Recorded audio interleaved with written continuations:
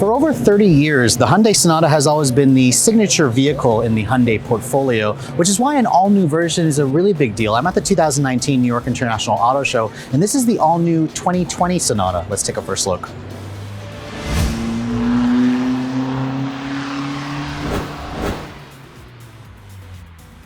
So at Hyundai, they're kind of going through a major change in terms of their exterior design. The Sonata is basically the first vehicle to get this all-new generation design. Hyundai calls it sensual sportiness. There's a tongue twister for you. And it basically tries to capture some of the magic that we saw from the 6th generation Sonata, because the last generation was a little bit on the bland side. It kind of blended into the crowd a little bit. This all-new 8th generation definitely is not going to do that. It's got a face that you haven't seen on really any other Hyundai product. It's got a very large black grille hood with kind of that Lexus spindle-like at the front. The LED headlights on this particular one is very unique because it's got an LED running light that goes all the way up into the hood that's connected with a chrome strip that goes into the actual fender, the door over there. Now this chrome strip, when it's not lit, actually turns back to a chrome strip. So it's a really interesting design element that's sure to going to be talked about when you guys actually look at this thing in person. The rest of it, you've got some fake grille accents over here, this piano black trim at the lower fascia. It looks pretty nice, honestly, in person. I didn't really like it at first when I saw it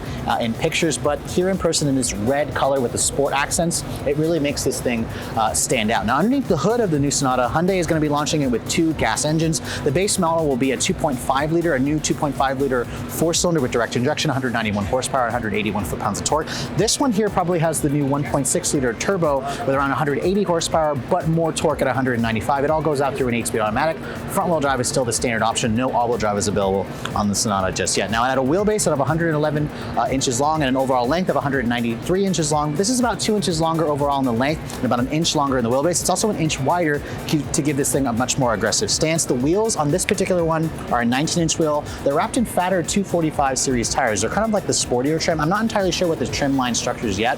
This is kind of more of the sport-oriented model with the black accents. I think it looks particularly nice. I wish it had like a panoramic sunroof on this one, or like a black roof to kind of add more to the contrast. Now, they definitely wanted to go with a more sportier coupe-like look with this vehicle, so it's got that slope-back design, that fastback design, kind of like a hatchback. And at the rear, I'm really not feeling the rear, at least in terms of the design. I thought I would like it in person. I see some elements here from the Lincoln MKZ and a Honda Civic, especially with the shape of the C-shaped taillights. It's got an actual connecting strip that connects the 2 taillights together. It has Sonata spelled out the back.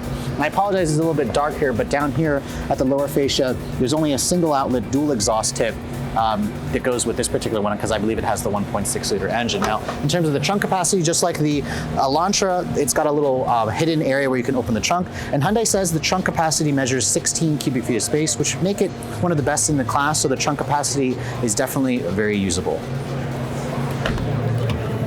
So the inside of the all-new 8th generation Sonata is also going to wow you when you first take a look at this thing. It's a complete departure from the previous generation, and I've switched to a model that kind of has a few more options, and I also like the fact that it has a 2-tone interior. The interior of this all-new model seriously reminds me of Genesis. It feels like a luxury car in here, and that's really going to impress a lot of people for the first impression. Remember, you're going to be sitting inside this cabin a lot. Now, in terms of the materials, it has genuine stitching here on this upper dash. It's also soft touch. It's a hard touch plastic here, surprisingly, but you're not going to really touch this area too much. And then the soft touch is kind of carried over onto the door panels with more of that real stitching. I love the 2-tone that's kind of splashed on the dashboard, on the door panels here, on the seats. It's all making for a really classy ambiance to it. Now, in terms of the infotainment system, you're going to notice a 12-inch display over here and a 10-inch display over here. These are new screens for the Sonata. I actually haven't seen it in any Hyundai product. This car is also introducing the first ever Hyundai digital key. So instead of a key, you can actually just keep your smartphone in the vehicle. You can start it, you can unlock it, you can remote start it. That's, again, a new feature that a lot of manufacturers are starting to adopt. Now, in terms of the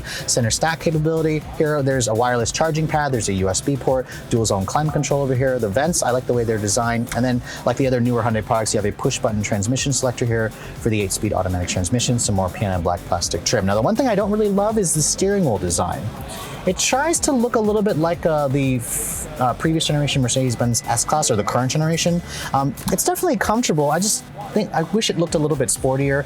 Again, there is a sport-oriented model. The seats, I also find them to be very comfortable on this particular one. I'm not sure if they're heated and cooled. I don't see an actual button, so I'll have to double check that. It may actually be in the actual infotainment screen. Now, coming over to this screen here, I want to show you guys this really quick, because this new 10-inch display does come with Android Auto and CarPlay. It is optional. The other trims will have an 8-inch display over here.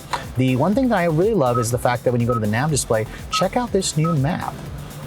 It kind of looks similar to the old one, but it has more of like a 3D rendering here. It's been beefed up. It looks much more impressive. This is basically stuff that you find in a Genesis product, and it's here in a Hyundai Sonata. The other thing I love is this model here has a panoramic sunroof above me, which the sport model that I showed you earlier was missing. It lets in a lot of light, so Hyundai is again returning that option. The seats, I also find them to be very comfortable, very supportive, like the two-tone, but the space in here feels pretty much equivalent to the other midsize competitors. But let me hop into the back seat and see how that compares.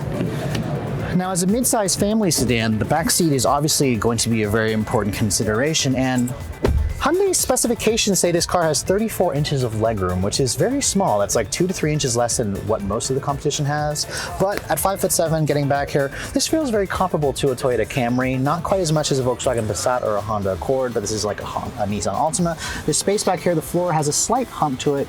You have one USB, you have two air vents over here, and just one map pocket. In terms of the materials, it's been carried over. It's a soft touch material on the door panel with more of that leather stitching. You have a nice little armrest here that folds down, but one thing I am noticing that's missing, heated rear seats.